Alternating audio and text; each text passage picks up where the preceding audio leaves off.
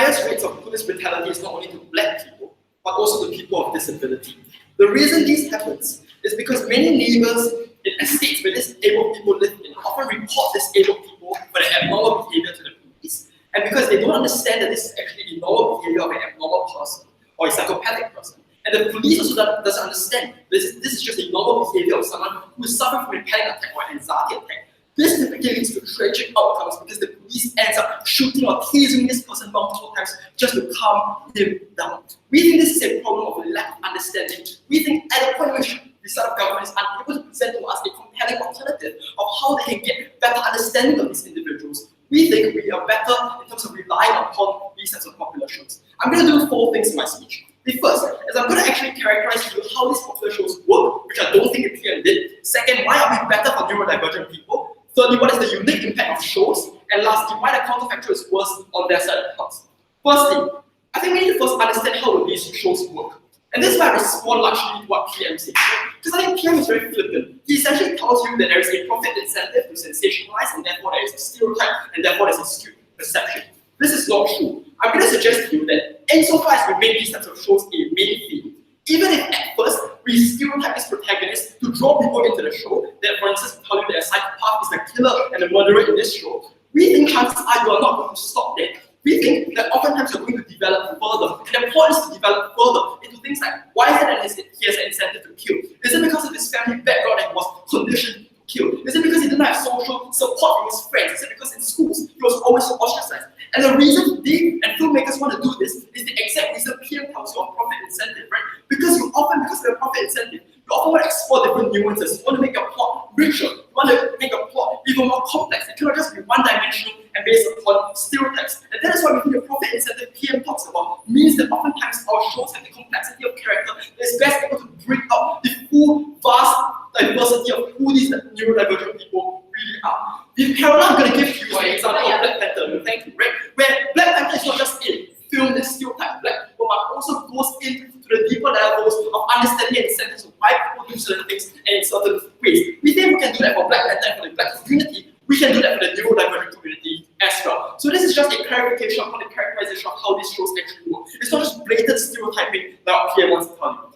Second broad frame I'm going to talk about is why are we better for neurodivergent people? So we think that we are better for neurodivergent people in 3 ways. The first is that we increase the mainstream understanding of these individuals and their behaviors. That is to say, if these shows are so popular, we want to leverage upon the popularity to increase the reach. And we think this is important. At the point in which people understand that sometimes behavior is not because this person is just randomly crazy, but because he's suffering from a condition that he has no control over, we think you reduce the discrimination upon these people that make their lives a lot better. But also, this increases the willingness of people to want to interact with these individuals because they know that these people are not out to get them. These people are just suffering from some form of psychological condition that deserves to be treated. Well, thank you. This improves interaction, and crucially, this means that for neurodivergent people, they don't feel so isolated because more and more people are willing to interact with them. This is why the example of America is very, very important, right? Because given that police oftentimes don't understand people with mental disabilities and gun them down, we think the solution is often for neighbors to not report these individuals who are just simply suffering from an anxiety attack or schizophrenic attack. Because many people in America misunderstand these people, right?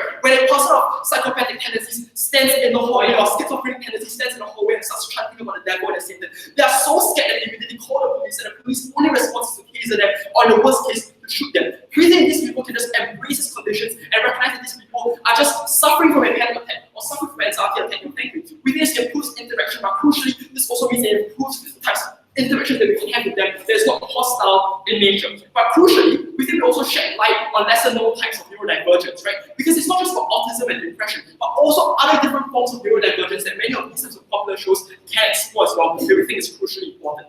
Lastly, we think for neurodivergence, there is also a unique benefit in terms of recognizing that there are people similar to them as well. When you look at these types of TV and these types of shows, and they see that there are people that are similar to them, character tendencies that are similar to them, we think this increases solidarity. They don't feel that they're alone in this cruel and harsh world. We think these generally are reasons why we think we are better for neurodivergent people.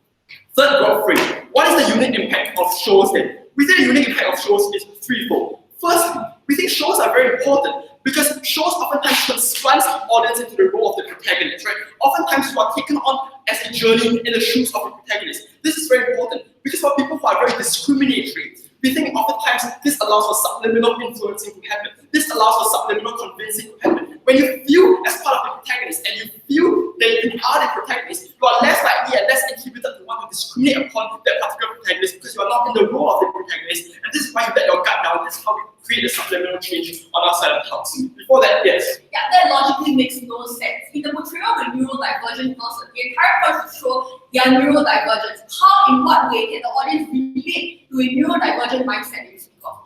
No, because shows typically want to get people to empathize with the main protagonist, right? You often want to be in the shoes of the protagonist, right? Where you feel the struggles of the protagonist, for instance. These are common themes that people can empathize. Just because I am not depressed doesn't mean that I cannot try to empathize or feel what it means to be suffering, right? And the point of many of these good filmmakers is to try and precisely get that out of people. But second is also the reach that I talked to you about earlier. The last thing here is, even if I'm taking the best case, right, that these types of shows are inaccurate, why is there still a value in having them? The reason is this, because we think we can leverage upon the popularity of the show to criticize the show. And not any form of critique to the show now has greater weight. The example I'm going to give you is Crazy Rich Asians, right? Where previously columns about like Asian representation, etc., had no weight about Hollywood. But because it's a criticism to a popular film, Crazy Rich Asians, there is now greater popularity and greater understanding of like Asian interaction and Asian issues that we think is uniquely important. So even in the worst case where there's misrepresentation, we think it's good because any forms of criticism now has greater weight where in the house it doesn't have. Fourth frame of argumentation on the counterfactual. So we did a counterfactual is twofold. The first is what PM says about things like scientific journals. This is problematic, right? Because the average individual person is not going to be able to read your scientific journals. It's extremely boring. This means that on their side of the house, they have no reach. But second, this means the counterfactual on their side of the house means they often resort to sensationalized stereotyping from A, mainstream media, and B, from mainstream interactions. That is why many people in America associate people with mental disabilities to the perpetrators of school shootings, even if empirically this is not as high a statistic as you would have painted out. Because of that, we think oftentimes the only source of primary accurate information is truly such popular shows where the crime reports stand on opening opposition. If you leader of opposition, I invite Deputy Prime Minister.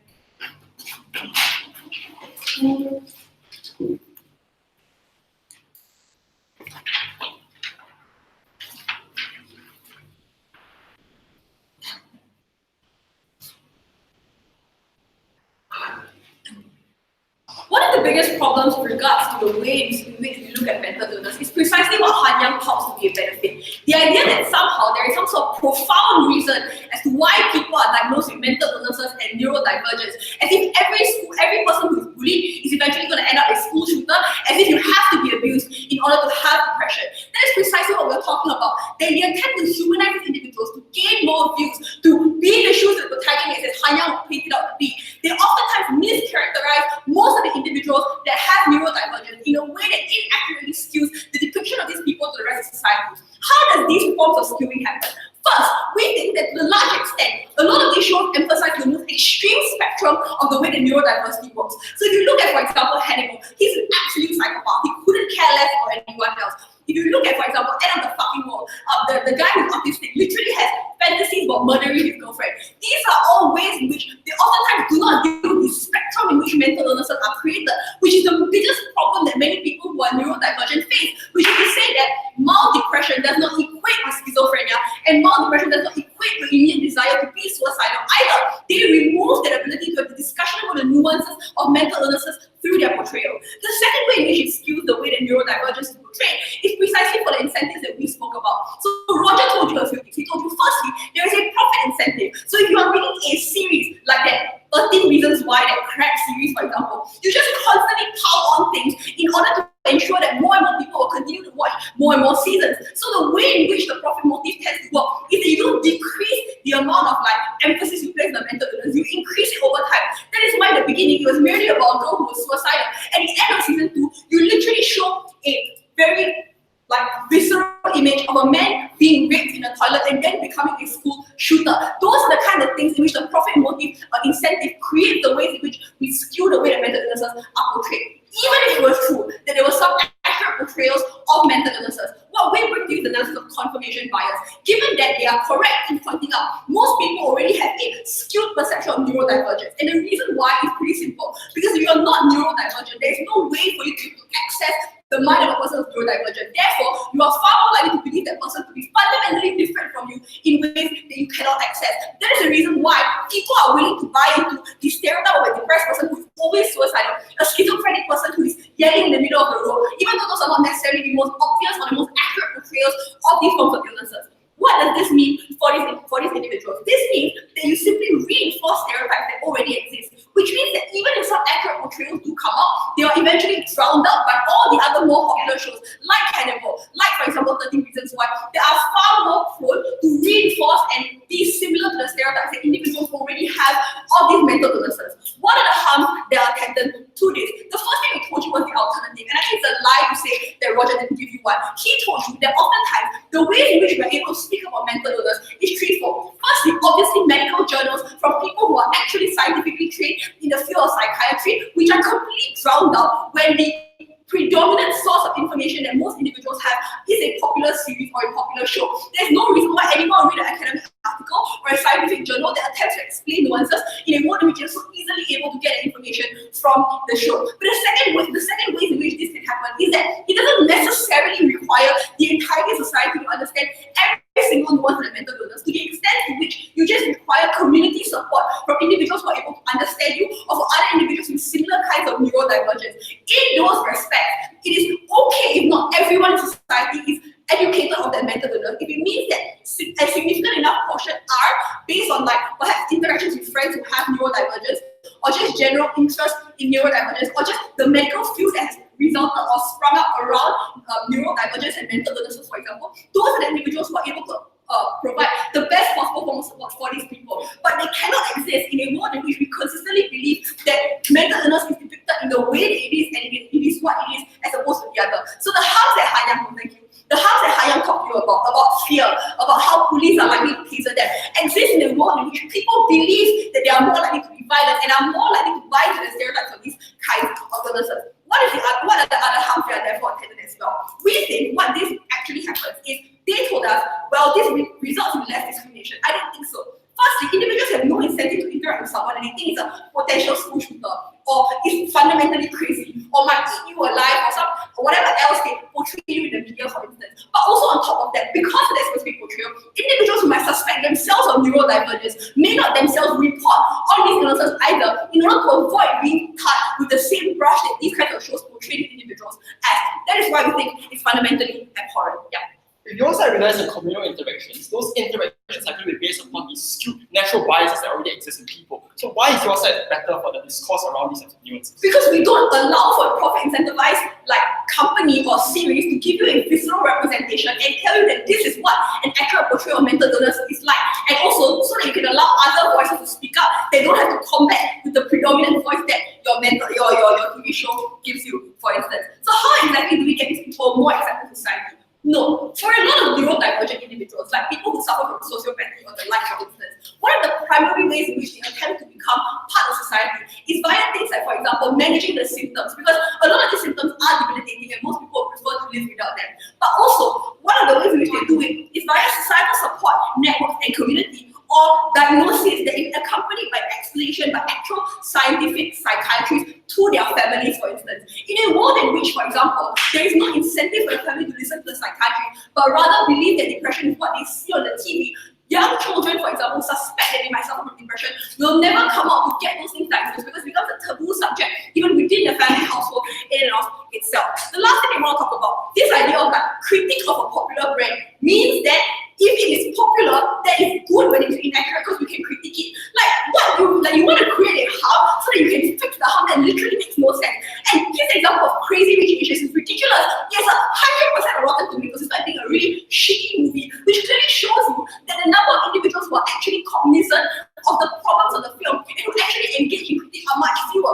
The vast majority of audiences, for example, prefer to just enjoy the show as opposed to engaging in academic discussion of the accuracies of the show. And especially if it is true that the ways in which these people look at that film, for example, is to feel as if they were a part of the film, maybe not as a neurodivergent character, but as some victim or some other like side character in the film, then we think it's far more likely in those scenarios that they will not critique that film because they feel like a part of that film and they feel as if that film represents something that they like and is a pop icon, for instance. That is why critique as well will have to pose.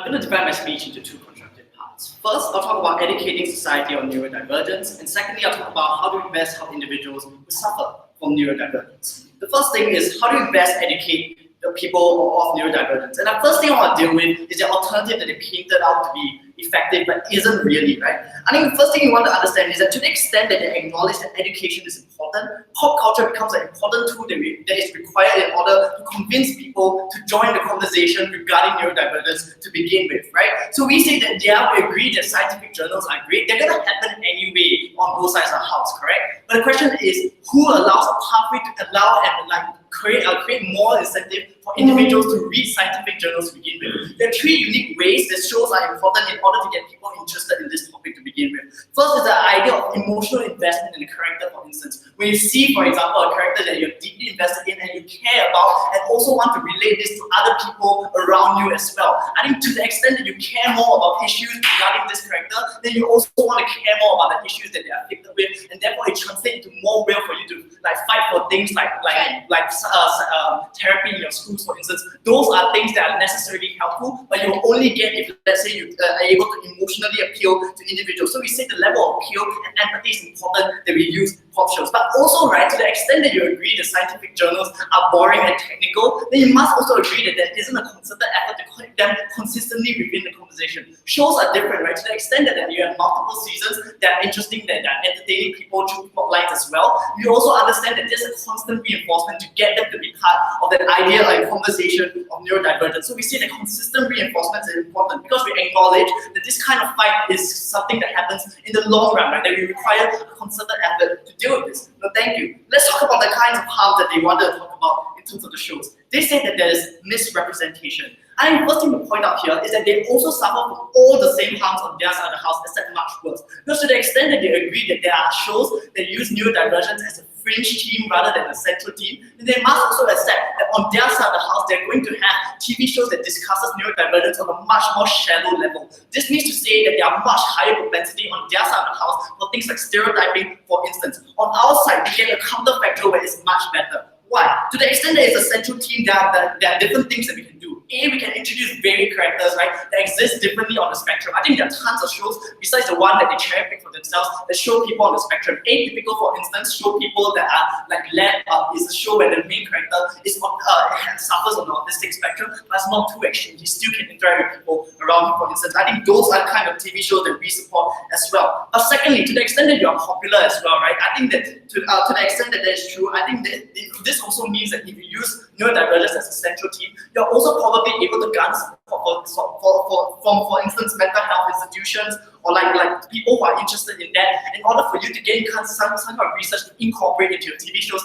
and give people much more accurate portrayal. This is something that you don't get at all on their side of the house. The next thing you say is that even if we accept that misrepresentation happens on our side of the house, we still necessarily do things better. Why? To the extent that misrepresentation happens, the TV show doesn't just end there, right? There's a lot of popular shows also therefore lead to popular discussions and discourse around and surrounding the shows. This is particularly important. To the extent that they don't get the kind of discussions on their side of the house because they have no way to appeal to individuals, we say that that's fundamentally worse. Even if we accept on their best case scenario that people do read scientific journals, right? We say that the discourse that they get from their side of the house is much less meaningful because there's no human element to it, right? There's no human element and makes discourse fundamentally more technical and also less understandable to the people. This is important to the extent that the idea of neurodivergence includes human interactions and how we want to interact with people around it, who are suffering from neurodivergence. Then we say the human element is therefore important to introduce so that we are able to get more meaningful discourse to do these kinds of things. The next thing that Shirley said in her speech was that, look, we only paint people on the extreme spectrum, right? There are two things I'll say to this. First, I think this is probably not as bad as a problem that she wanted to pin out to be, to the extent that people on the extreme spectrum also suffer from similar traits that people that are less on the spectrum. This is important because to the extent that you can identify two traits that are similar, this also means that you can, even if people that are not that extreme on the spectrum, you can start to identify early point out identification of these people who have these traits and therefore push them to get help, for instance. But secondly, I think to the extent we are searching for meaningful solutions to help people on the extreme end of the spectrum, then we can also like fundamentally say that the solutions that work for people on the spectrum, on the extreme end of the spectrum, can probably work for people on the whole spectrum as well, right? Because these are the extreme cases that you want them to talk about. The next thing they say is that stereotyping these people as violent is probably a bad thing, and then she used the police brutality example against us. I'll talk about that a little bit later, but yeah, go ahead. Right. Which do you think is more likely to get people who suffer from neurodivergence to speak up and gain support? A world in which they can find their family and friends and tell them to look for medical journals, or a world in which they believe their family and friends already think of their neurodivergence as an extreme form of deleted disease? No, so like the problem therefore, right, is how do we get family and friends to understand that these people are probably suffering from conditions that they have no control and agency of. And this precisely leads us to the rebuttal against this idea of stereotyping. Yes, we understand that people are stereotyped as violent, but I think stereotypes exist on both sides of the house. The question therefore is how do we soften the impact of stereotyping, right? To the extent we can say that look, like the idea of violence that you are like that you incur is not controllable, then the way we approach you is also much softer and much more empathetic in nature. This means, for example, that police won't want to immediately like shoot you down because they understand that you're not acting out on rational violence, but in fact it's something that you necessarily can't control. So we say that we change the way we interact with people. We think that's better. Secondly, on individuals, I think this was largely unrebutted by Charmaine at all. I think Hanya told you about how the problem therefore is that there are a lot of times people give up on the pathway of seeking help in the first place. People who exist on the spectrum give up finding help because they feel that they are very alone and they don't have solidarity or company in the fight against the neurodivergence. We agree that we paint neurodivergence as people who are different. But look, fundamentally, and we must accept that these people are different. But just because they're different doesn't mean that we shouldn't accept them as part of society. Instead, we should help them. The truth is, the fact that they're different means that they need people to identify as similar to them. And this shows when they watch them, gives them a point of identity to allow them to reference people who are also looking for the solutions that they are. That's necessarily important. The second thing we talked about is how we change the way we interact. They say that not everyone is abused gets mental illness. We agree, but we say that abuse in general contributes to the level of neurodivergence we have in society. We think it's a proportional effect. But to the extent that we can decrease abuse in general, we think that even if it doesn't necessarily impact neurodivergence, it's a good for society as a whole. We're very happy to support ending abuse. We're very proud to propose. Thank you, Jeffrey. In the opposition, I invite our comment.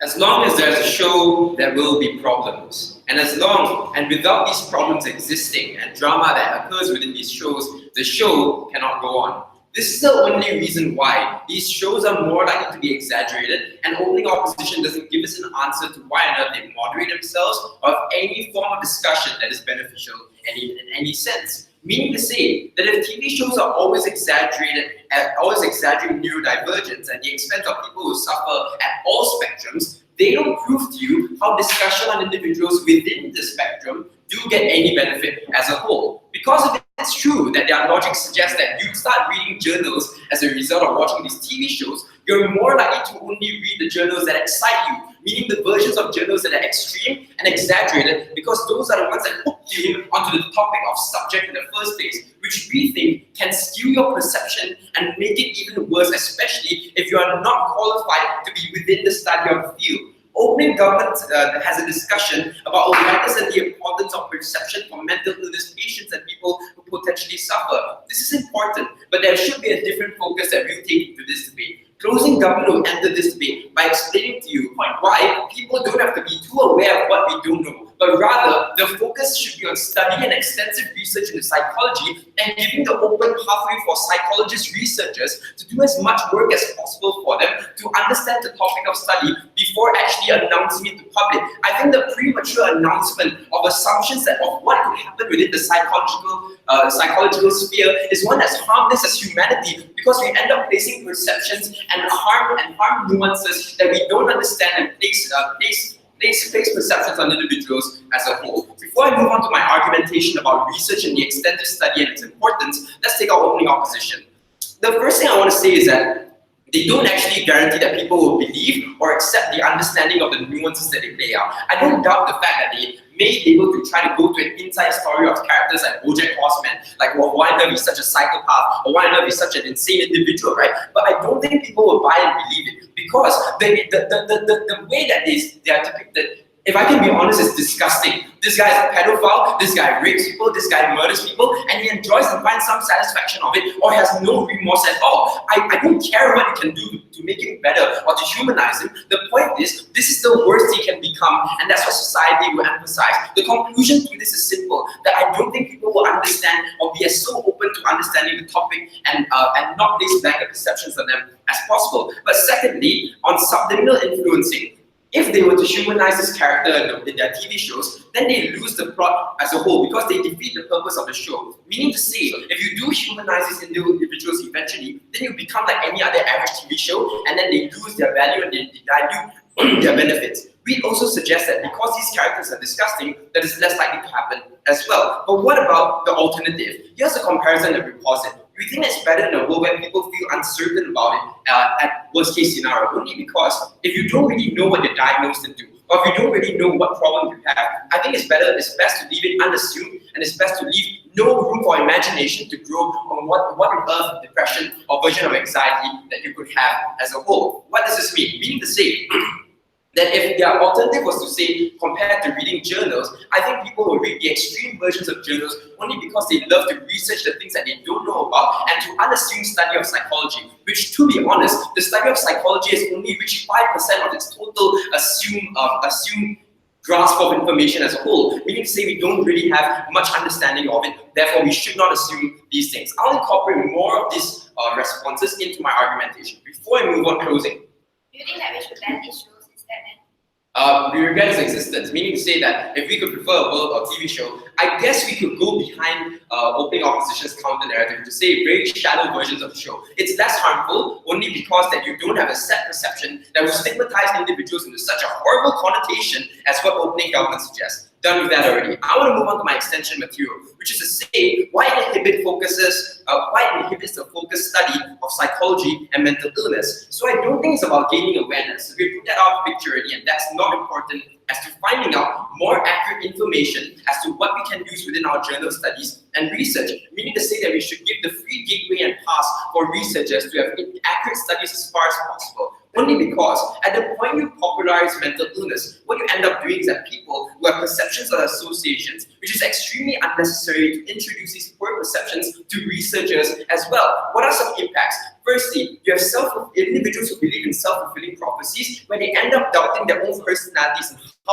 how immune they are from the mental illness, because it's depicted as a very serious and insane problem as well. But secondly, you have poor self-diagnosis only because you fear the association that happens. The same reason why individuals who have cancer or possibly have HIV don't want to go for a checkup, because we fear what we don't have. And if you know the worst extensive version of that is on TV shows, you try to avoid that as well. But what are impacts to research and study, particularly on this? We say that the population to conduct study on in the future is diminished or inaccurate, only because the industry is extremely heavily reliant on a population pool and sample study that doesn't or is not corrupted in any way with any preset perceptions of what mental conditions are. Meaning to say the way you study perception and the way you study psychology is much harmful now. Why? Because it reverses the psychology research process, where there's too much inaccurate data that because people think and they think that they have the symptoms that are displayed on TV, therefore most of them act in a way to popularize it as well due to this influence. If all these things are true, then they'll feel a need to act according to it as well. Here's an example of where a study has been corrupted as a whole. Multiple personality disorder in the past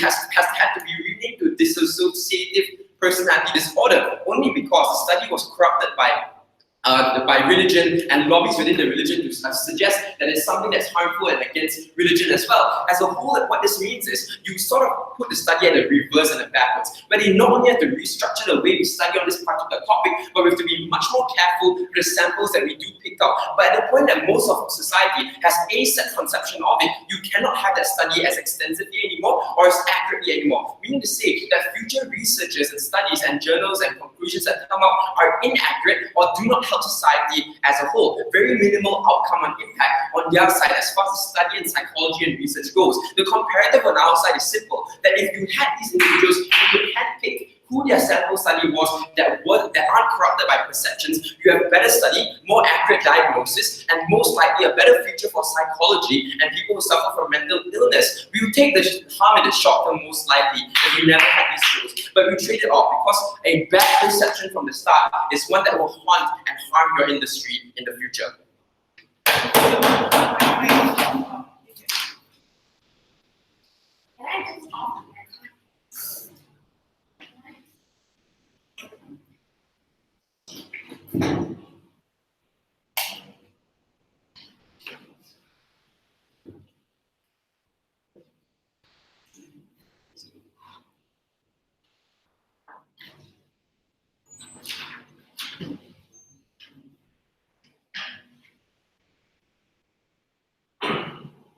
Okay, so the problem that we have here today is how we're going to deal with these neurodivergence people. And first, I think the problem is we need to let people know about this problem. The root cause of this problem is in the exposure in the first place. So that we're going to compare and contrast what we have at both sides and how our side actually brings more exposure. Because we think that by exposing this problem to people, that only then we can get people interested to solve this problem. So why is it important to expose this problem in the first place? Because we think that in order to let you understand of how this problem is going to bring about, we need to understand it first. So why do we need to understand people with this neurodivergence? Because like what the government has said, that people with neurodivergence, they have mental disabilities, they have different way of thinking compared to others, and this is why we need to give them a special care compared to others. So this is why we need to understand that. Like from the example from the opening opposition say in the cases of police tasering people with OKU and sorts. And so we think that like this, by letting people understand, not only we can impact more people. How can we say so? We can impact those with police. We can impact police to understand these people more, people with mental disabilities more. We can let people of the public, which means people of the public, when they see things that are wrong, they can actually stop the police. And lastly, we can also help people with these mental disabilities to actually seek help themselves. So the first point, exposure. So it's okay, I'll move on to rebuttals first. So from the government side, they have said that because these shows are profit incentivized, which is why they are not fit to fulfill this role. We think that profit incentive, as long as it fulfills the purpose of the company. For example, if this company's main aim is to help out people with mental disorder, we think that this profit incentive is actually going in line together with the purpose itself. We think that this profit incentive is actually helping the company more in terms of how they can achieve this aim and purpose. Now, as for the platform to fully inclusive, which side is it that make people with these mental disabilities feel more inclusive? We think that from the opposition side, we think that discussions happen more on our side because we have a general platform in which people interact with. Like the government side say things about you can read journals and you can read all this stuff so that you can understand that.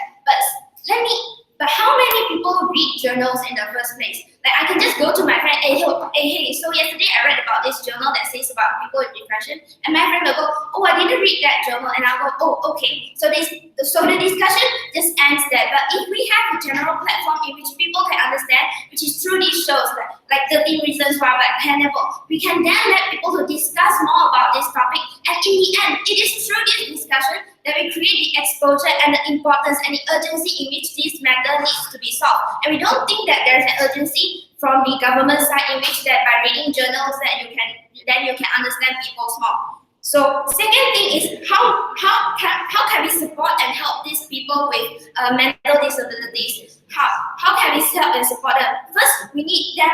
First, we need someone to empathize with them. It is only when people think that. It is only when we think that people understand us, it is only then that we will discuss about our things more openly. I think that by these shows, it allows people to empathize with them more. It is only then that these discussions, this seeking out help will take place.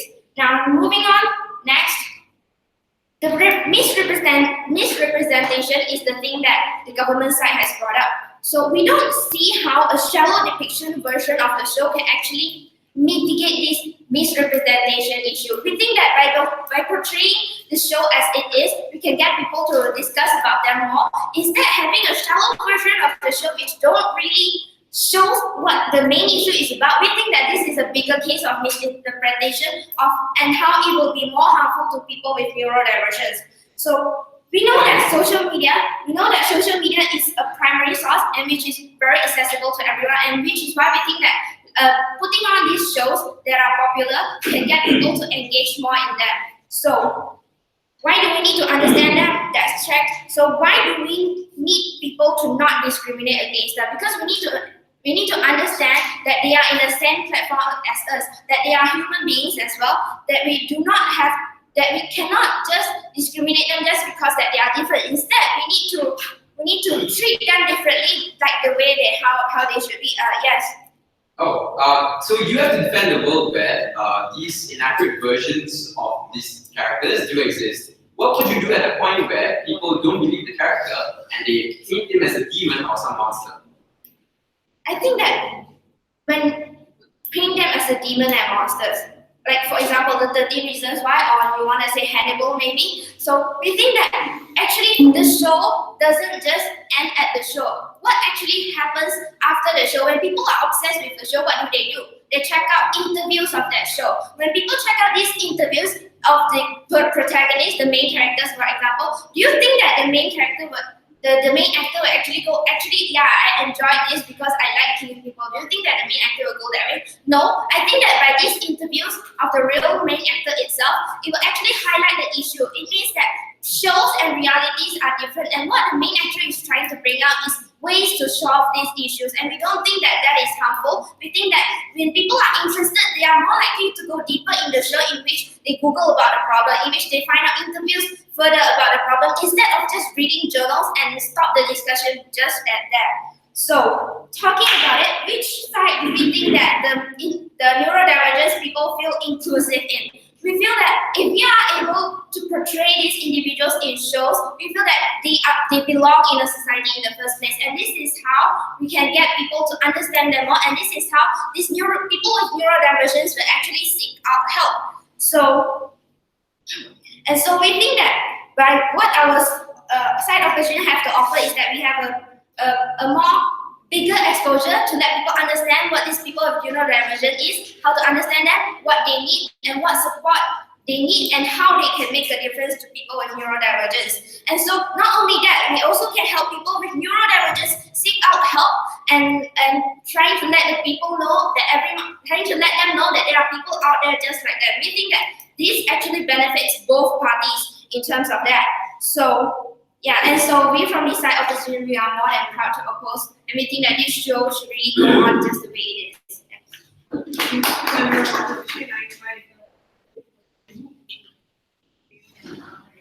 Anyone else want to do it?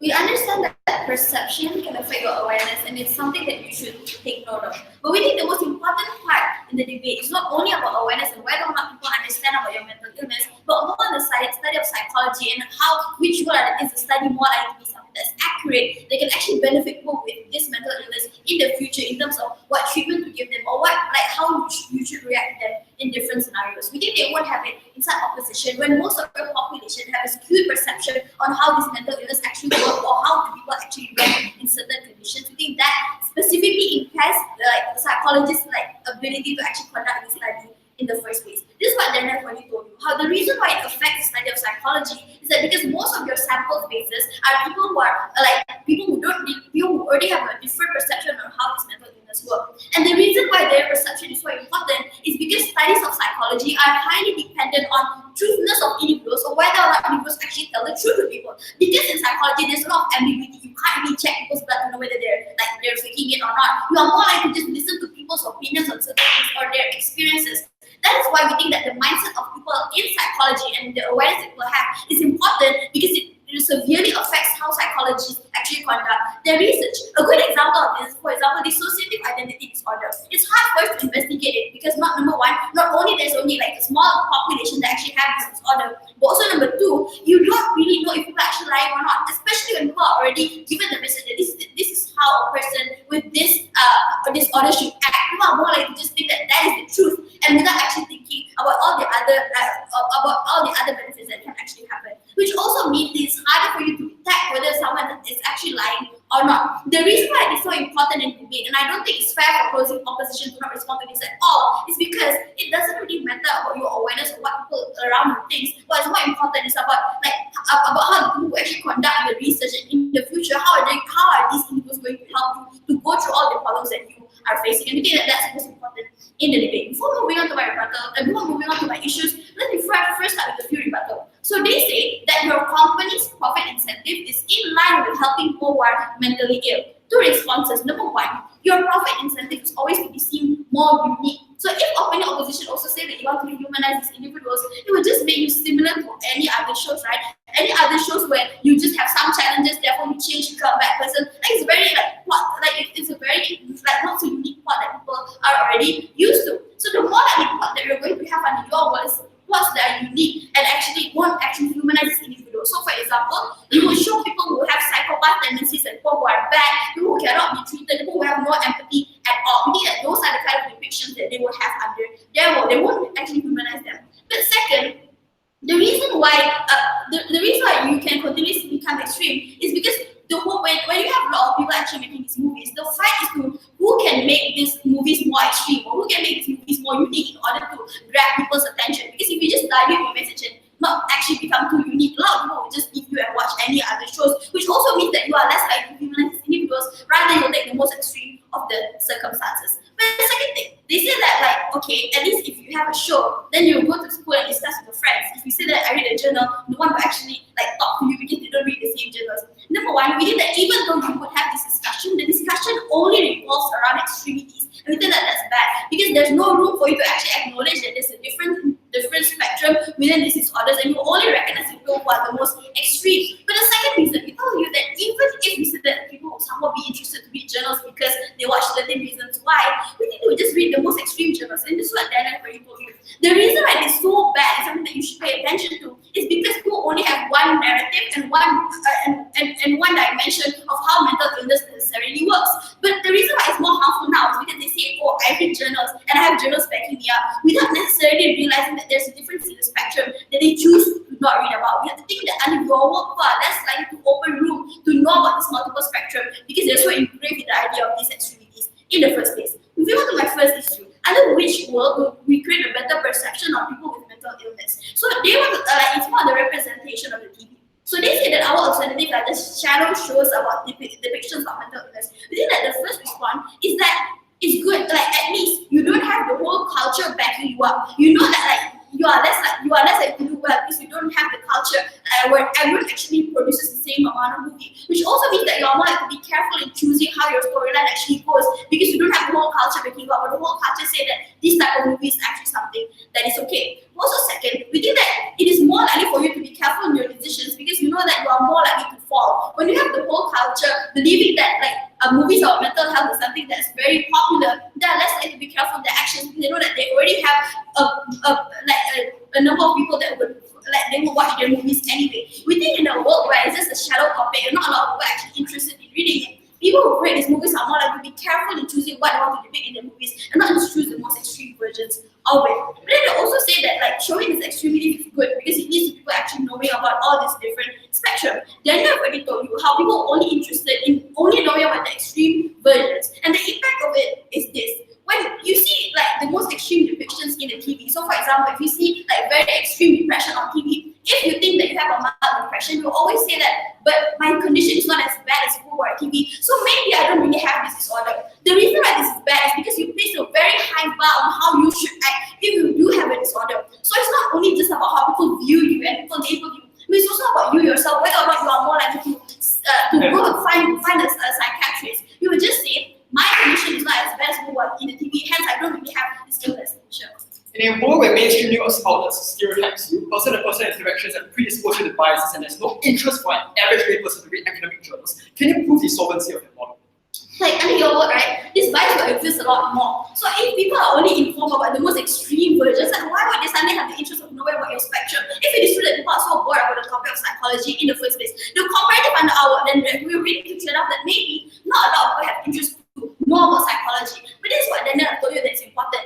It is okay for people to not know about certain things because the way that they react when they don't know about things, that they are more likely to not do certain actions because they don't know about the situation that's happening. So for example, if we see that like a person beside our house acts very weirdly, maybe we don't know what they're doing and maybe you report that person. But in your world, you are more likely to report when you know that your neighbor is a psychopath because you associate being a psychopath with continuously killing other people. Within that in your world, you already have a set standard on how people with disabilities actually look like. You are more likely to stereotype this person and act on ways that you shouldn't. In a world where people don't know about certain things and they're still confused, we think that that's a lot better because at least you don't have these labels onto these people that makes their lives a lot worse.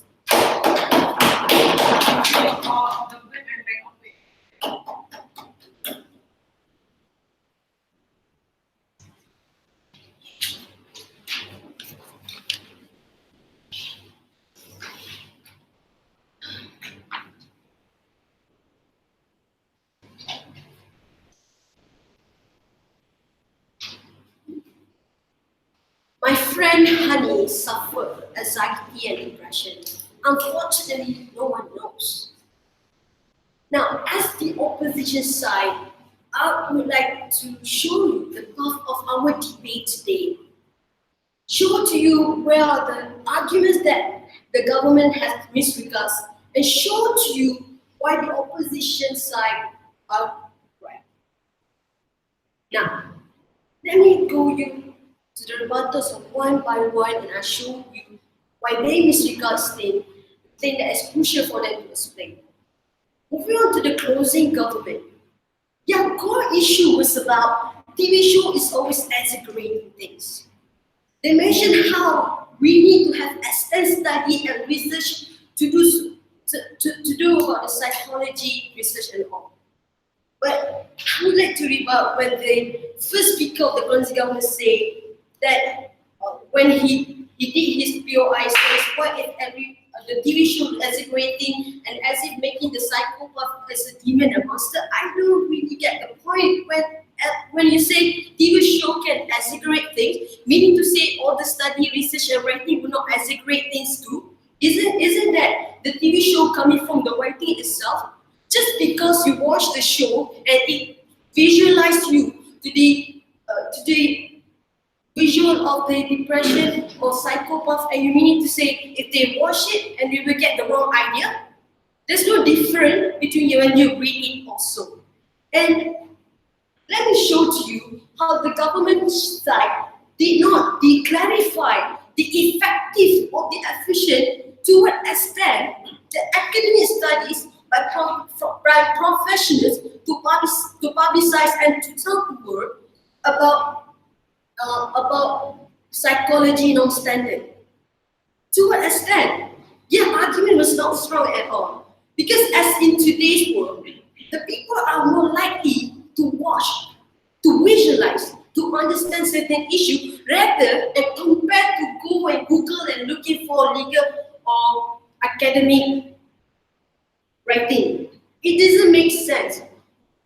So today, as the opposition side, I will show you to the extent and effectiveness if we visualize to the people regarding to neurodivergence, as this will help those feelings of neurodivergence people. They will help to visualize them in a way that is understandable, and also the majority of people would know about it through watching the TV shows. Because by watching TV shows, they will understand it by visualizing. Thank you. And I will rebut because the government said their core issue about the extent study, psychologists should conduct the study. But I would like to refer to what the skills, because now today most of the people, they do not aware of the symptoms of their in the issues of being psychology non-standard. And if you say so, psychologists the one who should conduct the study and show to the world, not the TV show, because they can exaggerate things, then why until now there's no curable remedy for the issue? Because the thing is, so let me show to you. In psychology non-standard, those who suffer anxiety, depression, autism, so they do not have any curable remedy. As the thing that we need to emphasize here is they need soft touch. The people need to know that those people in psychology non-standard, they only need someone to talk to support them and understand them. Then they will be okay. But how on earth, by reading academic writing, you can let the others who less majority carry about their article to show this kind of affection to others? If the TV shows